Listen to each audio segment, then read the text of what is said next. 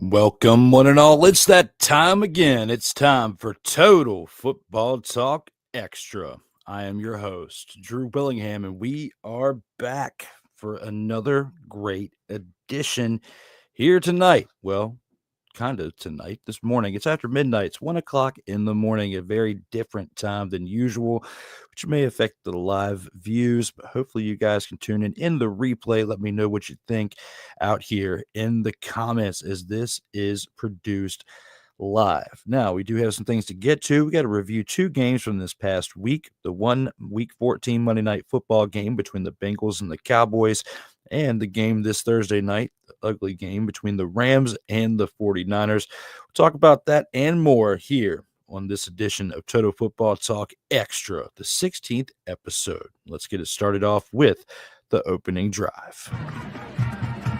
All right, let's go. We got trips, right? At 42, 989. On two. Ready? Ready. And here on Total Football Talk Extra's opening drive, we're going to start it off with the Monday Night Football game from Week 14. The Cincinnati Bengals win this one 27-20. There are some highlights to look at from this game, as it did go down literally to the wire with a muffed special teams play with a blocked punt. But here and now, when it comes to this Monday Night Football game between the Bengals and the Cowboys that we could not review, as our show from Total Football Talk airs in the morning to early afternoon time, these were the results from this contest. Looking at it for what it was, you had to see what Joe Burrow did in this game. 33 of 44 for 369 passing yards and 3 touchdowns, along with 1 interception that could have been crucial but didn't pay too much negative dividends in this game. When it comes to Chase Brown, he had 14 carries on the day for 58 rushing yards. The highlight, though, on the offense was Jamar Chase, who had 14 receptions for 177 receiving yards, 2 receiving touchdowns as well. He did also add a carry on the day for 14 yards to give him a total of 191 all-purpose yards on the offense for them between rushing and receiving. Now, looking at that on the defense, you had an interception hauled in by Geno Stone for the Bengals defense, along with several sacks. You got to look at the sack by Joseph Asai, along with B.J. Hill and Trey Hendrickson, totaling 3 total sacks for this defense. For kicking, Cade York was perfect on the day, 2 of 2 for a long of 37 yards for field goals. And then we look at the Cowboys, which the big decisive play there towards the end was the blocked special teams punt by the Bengals, giving it back to the Cowboys. Cowboys touched it, but unfortunately for them, didn't catch it, and the Bengals ended up taking it and converting on it with the touchdown, the 40-yard pass to Joe Burrow in the fourth quarter. Now, for this team known as the Cowboys, for their highlights on the day, Cooper Rush, 16 of 31, 183 passing yards with 2 passing touchdowns and an interception. Rico Dowdle continues to be the only real piece on this offense for the Cowboys. 18 carries for 131 rushing yards, no rushing touchdowns, but he did contribute to the flow of the offense, which is why they scored 20 points in this Monday Night Football contest. CeeDee Lamb, 6 receptions, 93 yards on the night with 1 receiving touchdown. It's sad that they wasted the talents of him with this loss, with that bad special teams play there at the end. But when it comes to the rushing attack, outside of Dowdle, you don't really have much. With Zeke, 2 rushes for 4 yards on the night. It's looking like he's going to be heading towards retirement or the CFL or even the UFL if they give him a chance after this season. Jake Ferguson, 3 receptions for 32 yards on the night, but Brandon Cooks would take in the other touchdown outside of CeeDee Lamb. He would have a reception for 3 yards with that touchdown. Now, when it comes to Brandon Aubrey, again, he was also perfect on field goals, along with the other side with Cade York, 2 of 2 for a long of 47 yards, contributed to 8 of those 20 points by the Cowboys. When it comes to this Cowboys team and that bad special teams play there at the end, that was the decisive factor, because going into halftime, this was a pretty close game. The Bengals were up by 7 as they won by 7. But at halftime, they were up by 7, but it was back and forth there in the fourth quarter a little bit, based on the leg of Brandon Aubrey, and that touchdown catch by Brandon Cooks in the third quarter got him back into a 20-17 game. But when Cade York tied it up, matching Brandon Aubrey in the fourth quarter to get to a 20-20 game, and then they have the ball and force the punt. It's blocked. The Cowboys then touch it. And because it's all up in the air and act like a snowflake when he touched it with his hands, slips through his hands, gets to the other side, and all of a sudden, boom, the Bengals are back in. A 40-yard bomb to Jamar Chase for his second touchdown on the night, which is why he is definitely the MVP of this game. We'll talk about him a little bit more here in a few as well after the review of the Thursday night game. But when it comes to this Monday night game, if it wasn't for the block punt and the recovery, they're in the late stages of the fourth quarter, the end of the game, the management of the clock, all that. 40-yard bomb. Jamar Chase, second touchdown of the night. Gets him over the hump, 27-20. You got to look at it for what it is when it comes to this. When it comes to this Monday game, you got to look at it for what it is, because that right there was a classic for the Bengals. They get one step closer to maybe having a winning record on the year. Still have 4 weeks to do it. Still 5-8 right now. Have a long way to go, but we'll see. At least they weren't a team led by Matt Eberflus this year. With that being said, we're going to go ahead and take it into the Thursday night game. And it looks a little something like this.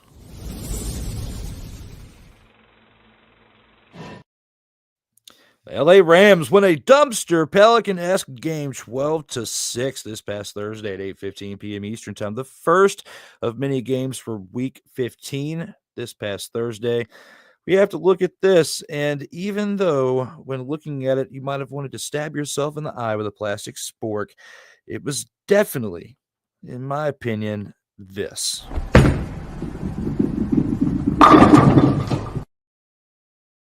I mean, it was pretty ugly. I mean, no matter who was playing, whichever one of them took it, you felt like you were the one on the end of it by the end of the game, feeling this way, that you took this.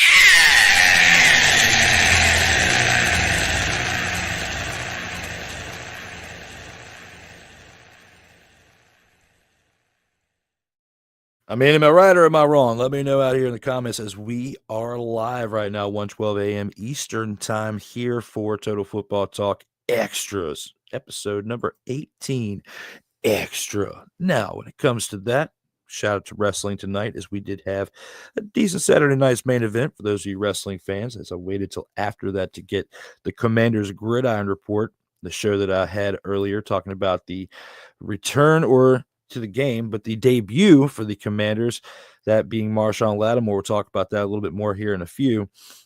But right now, for this Thursday night game, between the LA Rams and the San Francisco 49ers. 12-6 contest. Matthew Stafford, 16 of 27 for the night. Only 160 passing yards. The highlight of the offense was Kieran Williams for 29 carries that he had. Definitely established the flow of the offense as much as he could. Mustered up 108 rushing yards. No touchdowns, but he did have 108 yards on the ground, that being Kieran Williams. Puka Nacua, 7 receptions, 97 yards in the air in this Thursday night contest. When you look at that for the offense, even though they only put up 12 points in the total game, when it comes to Joshua Carty's perfect 4 of 4 on the night field goals, with a long of 48 scoring all 12 points. The Rams did what they could. It was mainly their defense that kept them in the game. As you look at the total sacks that they had on defense, which was 3, 2 of them were by Kobe Turner alone, along with the other one by Christian Roseboom. They also forced an interception. That was by Darius Williams. The defense contributing 3 sacks and an interception for the night. When you look at that, along with Josh McCarty's field goals, that's all they really needed, because on the other side, the 49ers played like absolute dumpster pelicans. Expletive you not, they did. They played like mother, father, and dumpster pelicans on the 49ers. You should be ashamed of yourself if you're playing for the 49ers and somebody who walked out on them, that we'll talk about here a little bit more in a few. But when it comes to the 49ers and a player that doesn't even want to play for you, walking out just after halftime because man who comes in just coming back from injury, not feeling too well. 49ers walk out there during the game. Goes to show you something. There's something going on beyond what we saw in this game. Okay. Besides the walkout of this man. It's all up in the news. You see Devondre Campbell, and he won't be a part of the 49ers moving forward. He wasn't part of the 49ers in the rest of this game. He walks out. He had a chance to step back in. He played the entire season filling in for an injured player that we'll get to here in a few. But, Mr. Greenlaw tries to come on back, play. He's not feeling too well, comes back out. Teammate being a teammate, should have stepped back in and filled the role like he did throughout the majority of the season. He shouldn't have been butthurt that he wasn't playing. And all of a sudden he is, and he goes and walks out during the game. It's very similar to what Antonio Bryant did, back in the day. Old AB. Looking at what he did. Looking at this right here and right now for what happened. Devondre Campbell, you should be ashamed of yourself. 49ers should have been ashamed of themselves before this moment even happened, because Brock Purdy total for the night put up 14 completions on 31 attempts, had an interception, did not have a touchdown on this Rams defense. Now, he tried. He threw an interception. But at the end of the day, when you have a running attack, it's putting up a total of 19 carries for 63 rushing yards. 19 carries for 63 rushing yards, averaging about 3 yards per carry. That's not good. It's not good at all. Couldn't muster up a good offense on the ground. They couldn't muster it up in the air either, as George Kittle was the only real weapon they had. 4 receptions for 61 yards in the air. Deebo Samuel had 3 receptions for 16 yards. Along with Juwan Jennings, 2 receptions for 31 yards. They are looking very bleak without Christian McCaffrey. And it doesn't look like the 49ers are going to have a chance to turn things around for the end of the year, even though they are 6-8. I just feel like with 3 games left for them, they stand no chance, even if they make it to 9-8 before the end of the year. But with the way the flow of the locker room is, you have somebody walking out before the end of the game. You can't put up more than 6 points, and he did that with a total of 2 field goals, and that by being Jake Moody's giving you 2 field goals in the night along a 53.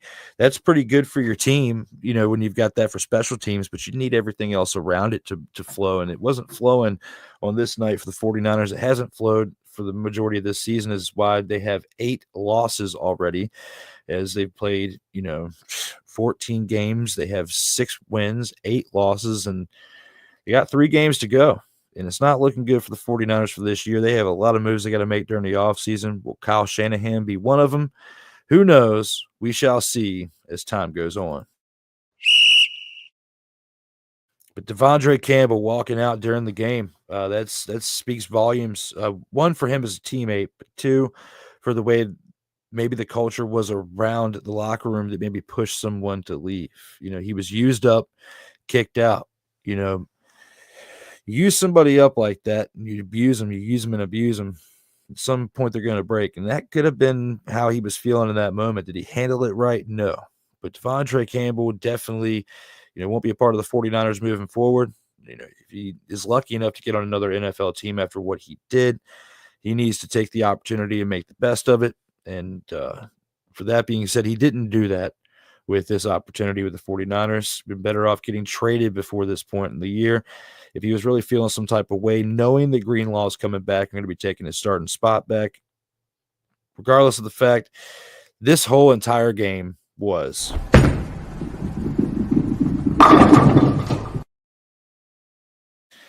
with that being said, we got to take it into our grand champ of the week, as I got to give you my pick for my choice for the MVP from this past 2 games of this past week between Monday night and Thursday night football. All right, let's go. We got trips, right? At 42, 989 on 2. Ready? Hey! Total Football Talk Extra.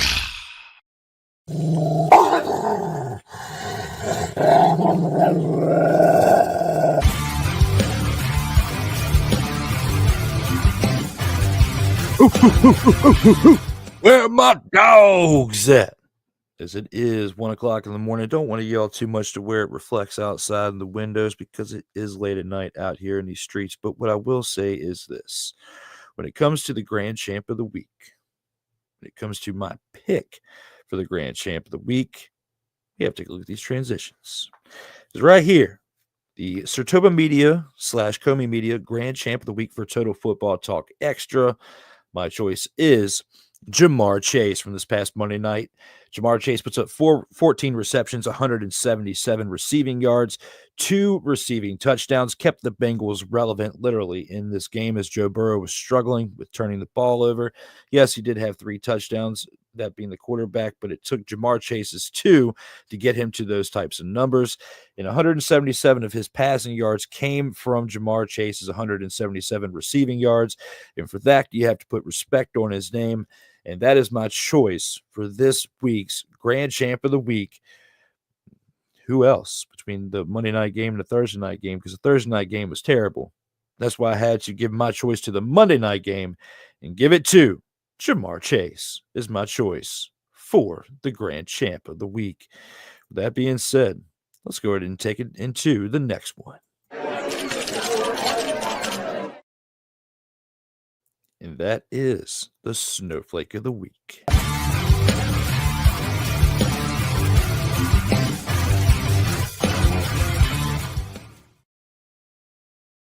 Total Football Talk Extra.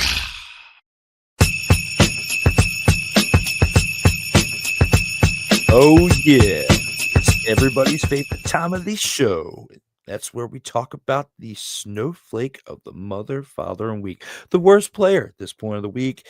And that being before we get to the rest of the Week 15 games through this point, whether it be through Monday Night Football from Week 14 or for the first game of Week 15 on Thursday night, we have to pick our snowflake of the week, the SIRTOBA Media / COMI Media Snowflake of the Week for Total Football Talk Extra is Brock Purdy, 14 of 31, 142 passing yards in this Thursday night game, and an interception. Just absolutely sucked on Thursday Night Football. That is my choice for the Snowflake of the Week, brought to you by COMI Media and SIRTOBA Media, which you can find not just myself, but the SIRTOBA Media homes right here on YouTube, TikTok, Facebook, Instagram, and Twitter, formerly known as that, now X.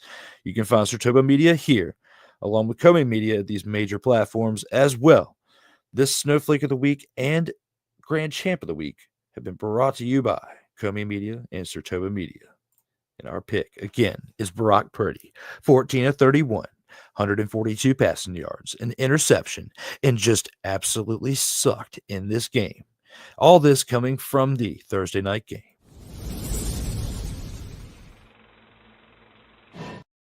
That being the Snowflake of the Week. And now, with all that being said, let's go ahead and take this into the post game where we round up the episode and get us into what's closer between now in the Week 15 games here on Total Football Talk Extra. As long as it's one. Oh, that's great. I love it.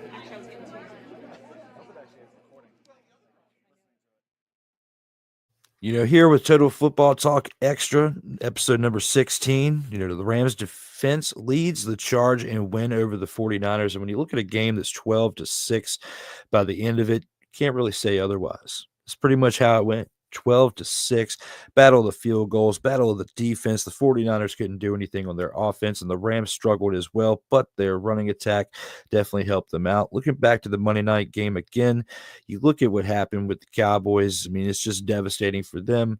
But for the rest of us who do not like Cowboy Nation, unfortunately for them, we were loving every single moment of what happened. On this Sunday, we have the Commanders and the Saints. I've already given my predictions for that. If you did not see it, you can go back and watch the Commanders Gridiron Report as Marshawn Lattimore is set to make his debut against the Saints in this game on Sunday afternoon as we are live talking about this now. But when it comes to this game on Sunday afternoon, you got to look at that. You got to look at, besides that episode, you got to look at the games ahead, though. The Chiefs travel to Cleveland to take on the Browns. The Bengals travel to Tennessee to take on the Titans. The Dolphins travel to Houston to take on the Texans. All these 1 o'clock games, by the way. The Ravens travel to New York to take on the Giants. Should be an easy win for the Ravens. The Jets travel to Jacksonville to take on the Jaguars. The Cowboys travel to Carolina to take on the Panthers, and all of those round out the 1 o'clock games. Outside of that, for the 4 o'clock games at 4:25, you have Tampa Bay Buccaneers traveling to LA to take on the Chargers. The Colts traveling to Denver to take on the Broncos, both of those being 4:25, along with the Patriots traveling to Arizona to take on the Cardinals. And the Bills traveling to Detroit to take on the Lions, and the Steelers traveling to Philadelphia to take on the Eagles. All those 5 games are kicking off at 4:25. Now, when it comes to the 8 o'clock contest, 8:20 kickoff, the Green Bay Packers travel to Seattle to take on the Seahawks. And Monday night, there are 2 games. There is one kicking off at 8 o'clock and the other one at 8:30. The first one, a division matchup between the Chicago Bears and the Minnesota Vikings. The Bears should be relevant in that one to try to keep the Vikings from winning, but the Vikings will definitely win that contest. And the Falcons travel to Las Vegas to take on the Raiders. That will more than likely be one of our dumpster Pelican matchups of the week when we preview that on Total Football Talk Monday morning when myself and Cole Johnson get up again as we get closer to the 70th episode of that franchise. This is the 16th, and we are getting closer to 100 total episodes between the two as we have covered the Monday Night Football, Thursday Night Football game, reviewed it, and now we are here with the preview, and I pretty much gave you the rundown of the schedule and the picks that we talked about. You can go back and look on Total Football Talk from the past Monday show as Cole and I gave the predictions for this Sunday afternoon and evening games. Look forward to seeing how those pan out. But with this one right here, Monday night, Thursday night football, definitely was not the greatest of contest. People can talk smack all they want to about the Simpsons game on Monday night between the Bengals and the Cowboys. But I was looking back at the highlights of that, and it actually was kind of entertaining to see, Bart throw to Lisa for the touchdown, right there at the end. And then what happened throughout that game with the special teams play, you got to take it for what it is. If you are the Dallas Cowboys, looking at your season for what it is, you need to just do your best to finish it out in a positive way, because you still have an opportunity to do so with the record that you have right now. Is it the greatest? No. Are you going to make the playoffs? No. But you have a chance to win the last 4 games and finish the year 9-8 if you are the Cowboys. There's a chance. And, the division games you have left, especially against the Commanders in Week 18, I say, depending on how the flow of the rest of the next 3 games go, you have a decent chance at winning this last game in Week 18. But you still have to get through the next 3. And even though you took a tough loss this past Monday night, you could potentially still finish 9-8. I don't think that's going to be good enough to make the playoffs. Even though we've seen 8 and 9 teams like the Buccaneers make it last year, did they go far? No. It's a complete waste of time watching them play. But, we could say so about the Cowboys from here and there, as what we've seen over the years between with their last Super Bowl win, the Cowboys, and now. With all that being said, when it comes to Total Football Talk Extra, brought you some shenanigans tonight. Unfortunately, there was no upset of the week or game of the week between these two games I could really break down. But for all that it was, at least I was able to do this for you. You guys want to hear a fucking story? And it all consisted of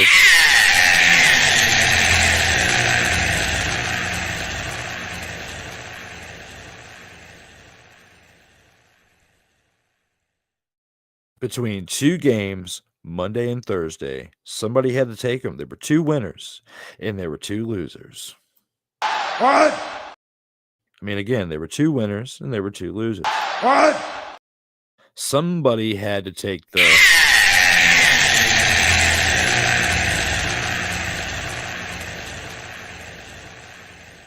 Yeah. Yeah. in the spirit of the holidays once again. Yippee-ki-yay, motherfucker. As I did it earlier, and I clicked it now. Shout out to Bruce Willis, one of the best Christmas movies of all time, that being Die Hard.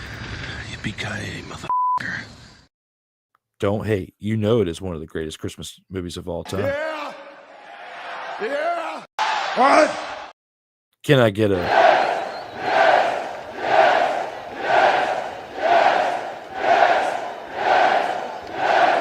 Oh, my brother, testify. You're either saying testify or you're saying this.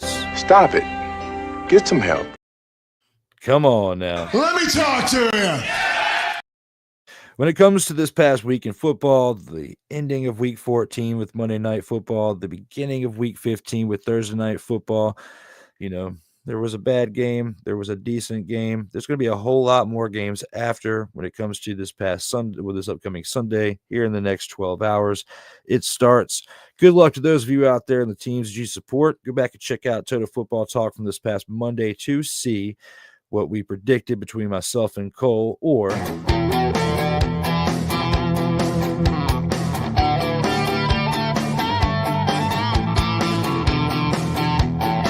Ain't nobody got time for that. I apologize. Get back to your regularly scheduled program. Or this. You should know your role and shut your mouth. Because You guys want to hear a fucking story? if you do not like, share, and subscribe to this channel, Guess what?